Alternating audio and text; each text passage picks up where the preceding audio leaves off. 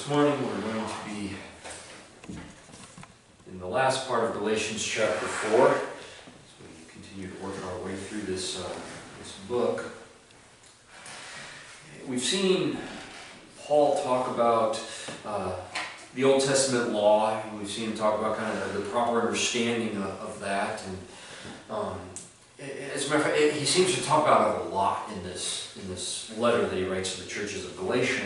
And a lot of that is, it's imperative for Christians to have the right understanding of the law in its historical context within the Old Testament, as well as the context of the entire Bible, how it affects us today, and what it all means. And Paul continues to help us clarify this in these verses in Galatians chapter 4, starting verse 21, going through verse 31. He writes and tells them, "Tell me, you who want to be under law, that do you not listen to the law?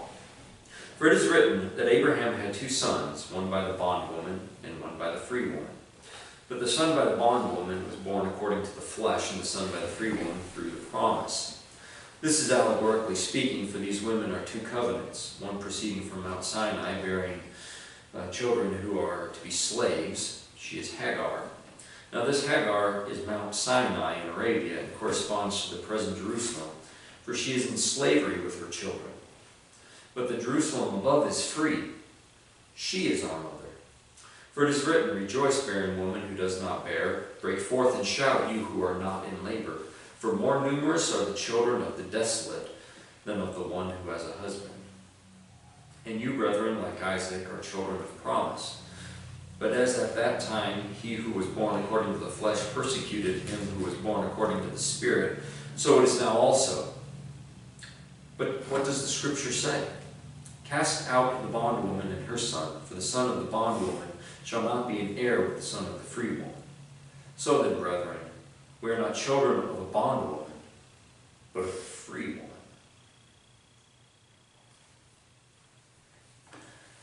The Spanish-American philosopher George Santayana is famous for having said, "Those who cannot remember the past are condemned to repeat it." And of course that's been paraphrased in many different ways to say that those who forget the past are doomed to repeat it. It's going to happen again and again and again. The lesson there, and understand, I'm not entirely convinced that this philosopher was a Christian guy. He was actually a pragmatist.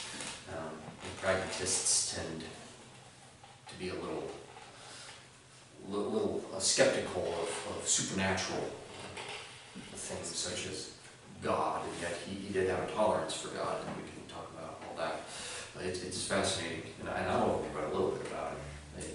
He's one of those guys that I might one day have to get a biography and delve into his thoughts a little bit more. But this phrase that he has about those who cannot remember the past are condemned to repeat it, it works both in our physical world. We see it happen in nations all the time. We see it throughout history. The Roman Empire, the Greek Empire, the Persian Empire, the Babylonian Empire. You can just go back through history and trace all of the great empires' birth followed a very similar cycle. Due largely in part to the fact that their rulers made the exact same decisions along the way. And it's incredible to see how these empires don't learn from the past. But it's not just empires and emperors and Darth Vaders that fail to see the past and learn from it. It's people. It's just a human thing. That we have this difficult time looking at history and learning the lesson because somehow we get it in our head. I can make it work when thousands of years of other people trying it, they haven't been able to, but somehow or another I can get this to work. I got this. Well, that happens with our walk with God too. That has happened throughout all of history.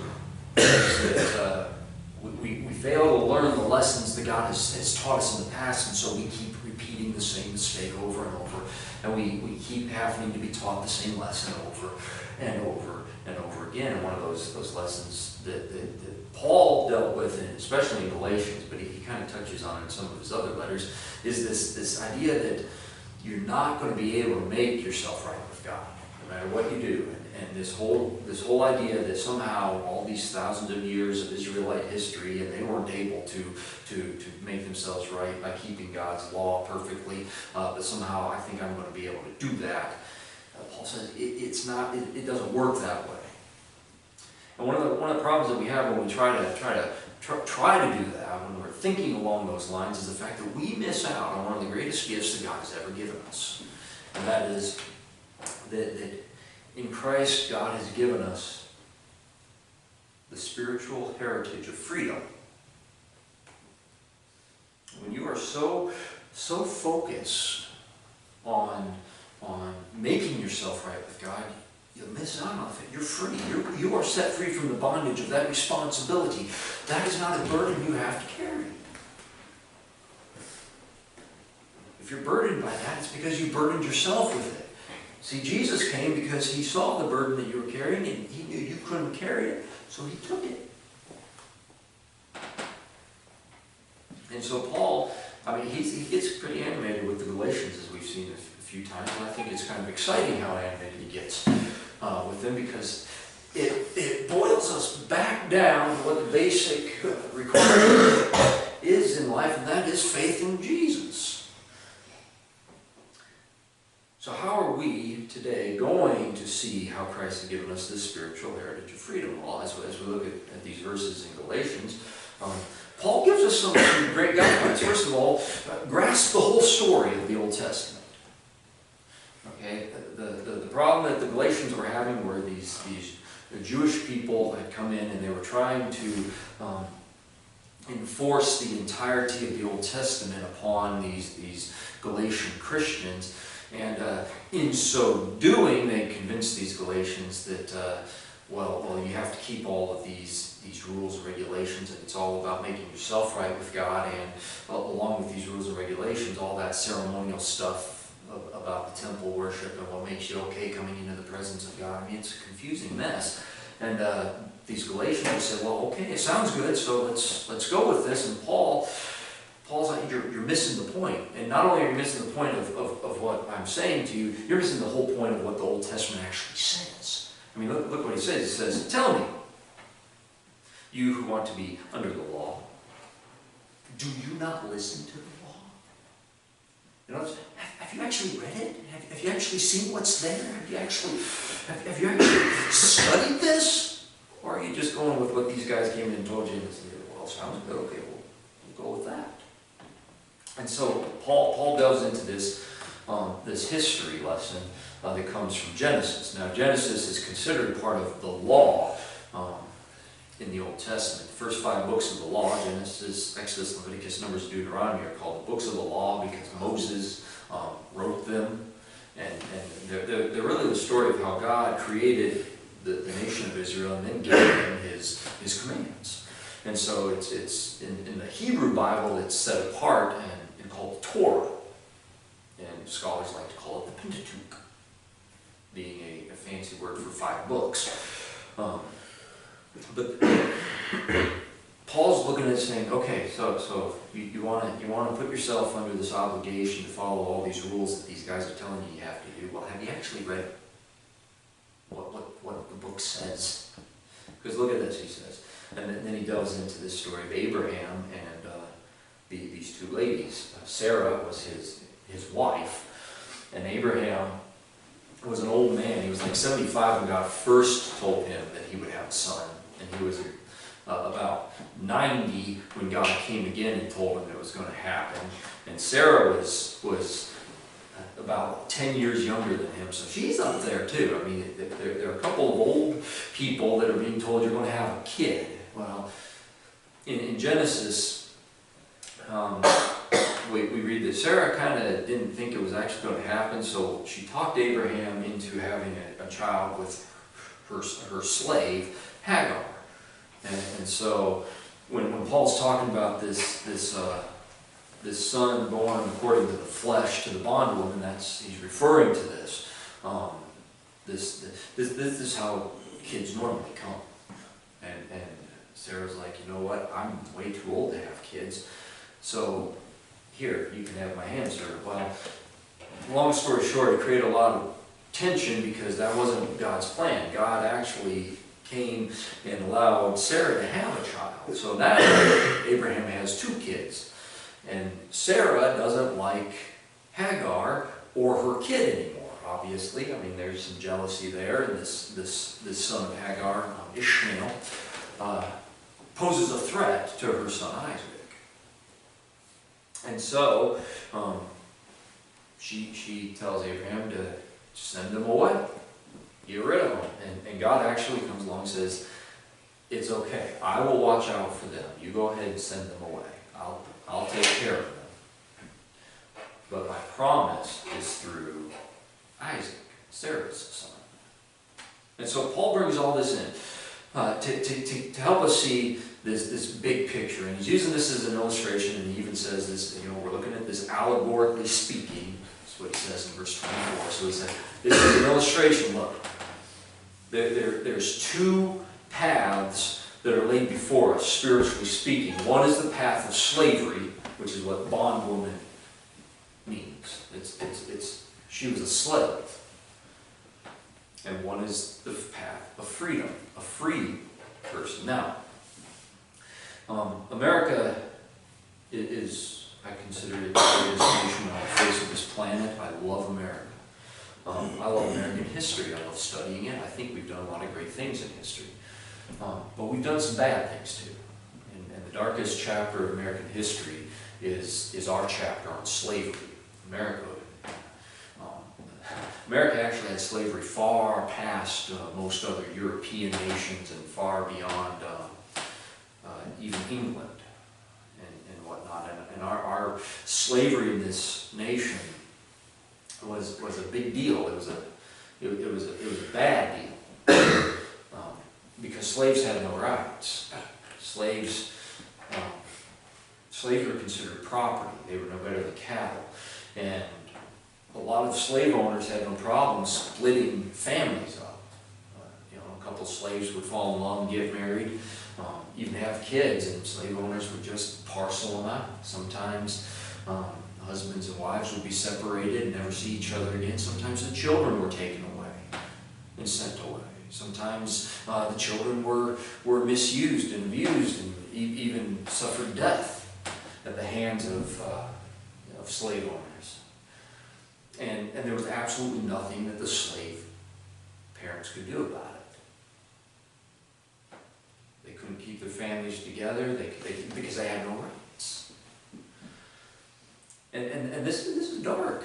And nobody wants to live that way.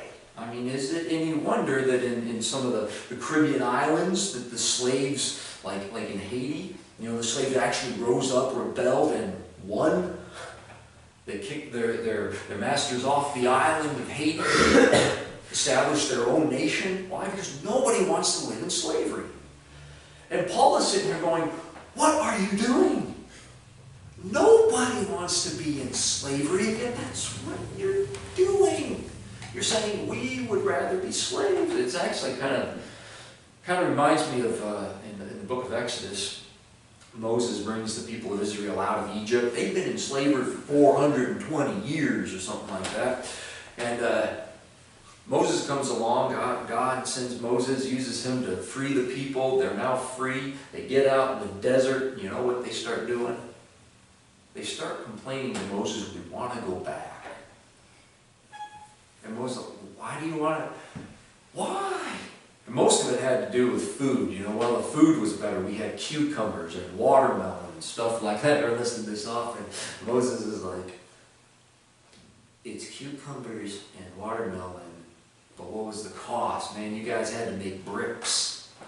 And they didn't even bring you the straw and the mud. You just had to make the bricks, and you had to bake the bricks, and then you had to take the bricks wherever the bricks needed to go to build whatever they told you to build. Manual labor, today we know nothing of manual labor.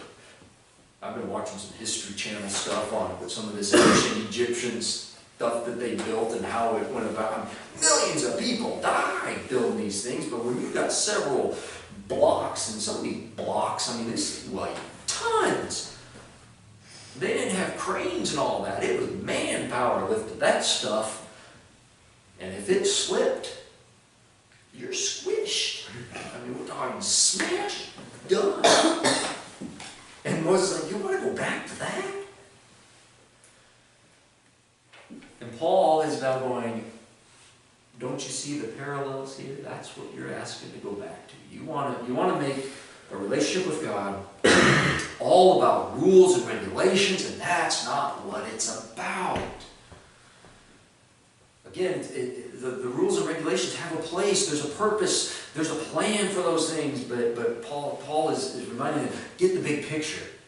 Don't just focus in on the part that you like. Get the big picture. Understand the entirety of what the Old Testament message is all about. Because the whole Old Testament message is really about Jesus. It's pointing the way toward Jesus and the work that he was going to do when he came. And understanding that, we then need to understand that we need to look at the Old Testament through the lens of the New Testament. Because the whole letter to the Galatians is all about the gospel of Jesus, right? And what Paul is trying to do is remind them that everything that happened in the Old Testament has to be understood through what Jesus did, through the gospel message itself. Okay?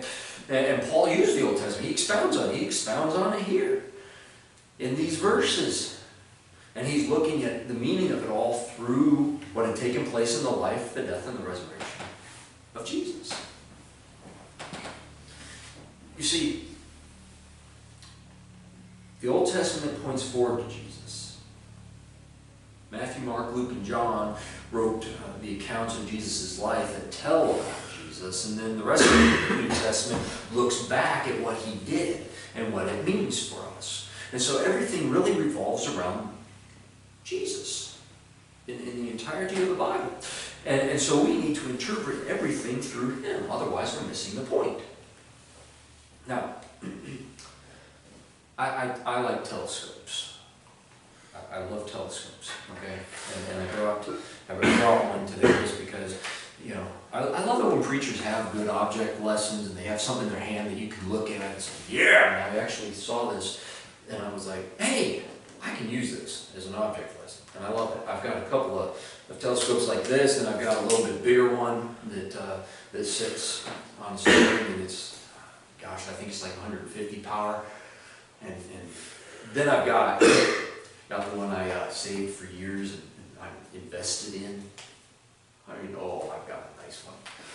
I mean, you can see the larger moons of Jupiter when you look at Jupiter, and you can see the rings of Saturn through this sucker. I mean, it's like, yeah! This summer, took the kids camping and took the telescope along with us, and we stayed up way later than we probably should have, but we looked at everything we could see. The thing about telescopes is, like this is what's called a refracting telescope. Okay, there's refracting and reflecting. A reflecting telescope, usually this eyepiece is bent upwards because there's a mirror in here, and there's a series of mirrors throughout the tube of a reflecting telescope that bounces the light out and then shoots it up into your eyeball so you can see it. Refracting doesn't use mirrors quite as much as it uses a lens on this end and a lens on this end, and the curvature of the lenses are just so that as you move it closer and further away, it focuses the light by bending the light properly, and it's scientific, it's wonderful. The thing about a telescope, though, is you gotta look through this end if you want to look and see anything with any clarity. I mean, I was testing this out even just this morning. I was standing at our window, and I looked to make sure there were no neighbors thinking I was being some sort of weird creeper. but I made sure nobody was going to think I was creepy. You know, I'm sitting there, and you can bring just about anything into focus like this. See, right like that. See, and then I can see the pattern in that curtain beautifully. Funny thing is, if I turn it around and look at it this way, it's a pinpoint of light at the end. heads or tails of very much. No detail. I just get it's like cheaper leapers. Well, the thing of it is, if biblical history were a telescope, this would be the Old Testament. This is the New Testament. We live on this side of biblical history, which means if we really want to get a good, clear view of the whole thing, we got to look through this lens first. This is the primary lens, okay? Doesn't mean this lens gets to be thrown out. You throw this lens out and then it messes the whole thing up too. You get a very distorted view of the world if all you have is this little lens. But the reality is you need them both, but you have to look through this lens to get the picture, for everything to come into focus. And so the point is, everything must be looked at through the lens of Jesus in the New Testament first. Hebrews 11, or Hebrews 1. See, it's 1 verse 1. So there's 2 ones right there. Hebrews 1:1 tells us that long ago, at many times and in many ways, God spoke to our fathers by the prophets. But in these last days, He has spoken to us by His Son.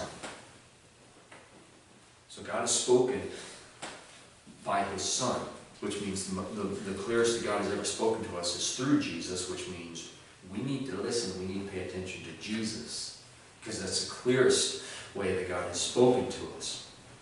And further, Paul wrote to the people in the ancient city of Corinth and told them, no one can lay a foundation other than that which is already laid, which is Jesus Christ. And he talks about how we build our lives around the foundation. See, when you're building a building, the foundation is the first thing that you put down. You can't build a building and then put a foundation under it. Well, you can, but it is the worst construction nightmare ever. And there are times, like the crew that I work with, we refused a few jobs because that's dangerous work. Because you get a building, then you got to dig the earth out from under it. No, put the foundation down first and build on that. And Paul's saying, since that's the normal way of building a building, is you put the foundation down. He's like, the foundation is already laid. That's where you got to start, and then build on that. The foundation is Jesus. So it all begins with Jesus. So everything that we do, everything that we say, everything that we think has to be filtered through Jesus first. And as we do this, then we come to grips with the fact that Christ has offered us freedom. Spiritual freedom. To make this point, Paul quotes 2 parts of the Old Testament. First of all, he quotes from Isaiah 51:4, when it says, "For it is written, rejoice, barren woman who does not bear. Break forth and shout, you who are not in labor, for more numerous are the children of the desolate than of the one who has a husband." And in other words, barren women don't normally have children. It's usually considered a miracle if they do. But the prophet Isaiah, and then Paul borrowing this idea, points out that God is in business of doing miracles. And not only that, but in this particular case, it's providing children for women without the labor pains. I mean, that's incredible. That's impossible. And you mothers know far more about that than I do. I was just there. And I don't really usually talk about how much pain Melissa caused me when she grabbed on and squeezed and twisted. And I mean, why? Because at the time I was pretty sure she was in far more pain than I was. There was nothing she could do to me that would even equal what was going on with her. So I usually keep my mouth shut about it because A, I understood it, and B, it was I would rather deal with the claw marks than another human being trying to come out a small space. It just, I mean, it's traumatic. I don't know how you do it. It's magnificent. And yet, Paul says, God is in this miracle business of providing you with something so great without the personal cost to you. Doesn't mean there was no cost, it means you don't have to pay it. And then he goes on to quote from Genesis 21:10 about cast out the bondwoman and her son, for the son of the bondwoman shall not be an heir of the son of the free woman. And this is no doubt where Jesus got the idea in John 8:35 when he said, the slave does not remain in the house forever. The son remains forever. You see, like we talked, in slavery, the slave has no rights. They can be parceled out at any time, whenever it's convenient. But a son, a child, yeah, you can't just parcel them out. Number one, you're not going to if you're a loving parent. Though it's tempting some days, I'm just saying. We were watching Mom's Night Out. Yeah, and at the very beginning, the husband's at this airport. He's on the phone. Life at home seems to be, it's a chaotic day to say the least. And he turns to this random stranger, you got any kids? Do you want mine? There are days we feel that way. But we don't honestly ever parcel our kid out. We don't sell them, we don't get rid of them. We're in it for the long haul.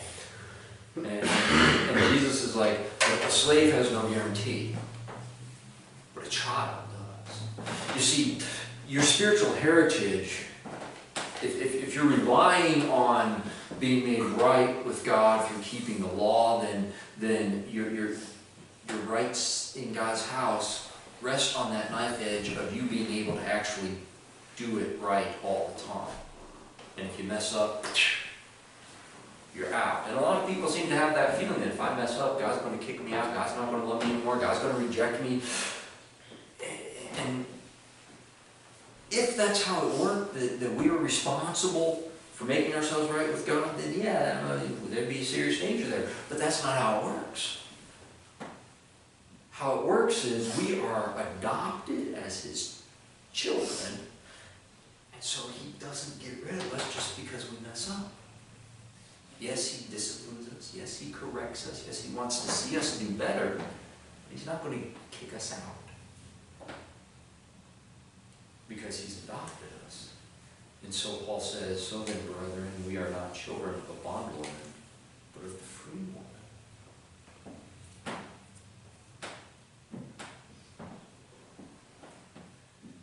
You see, just think how great it is that God has done this for us. He's abolished the chains of our spiritual slavery, and He has set us free.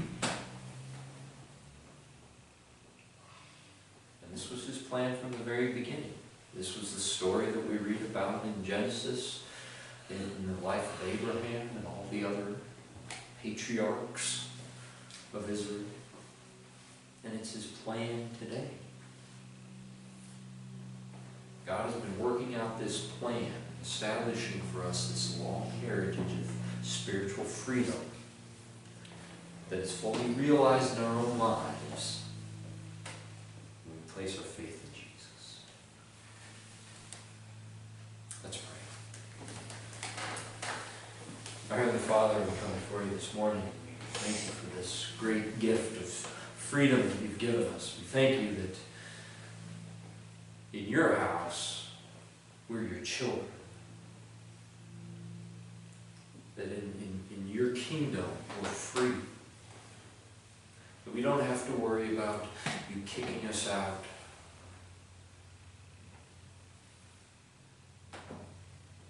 Because You've already forgiven us. You've already accepted us. And You love us more than we can imagine. So Father, I pray that you would help us to experience this freedom. Help us to know this freedom that you've given us from our spiritual bondage. Help us to have a right understanding of not just this book of Galatians, but at any time that we open your word and read it, I pray, Lord, that you would help us to have the right understanding of it. And I pray, Lord, that you would show us how to live in this freedom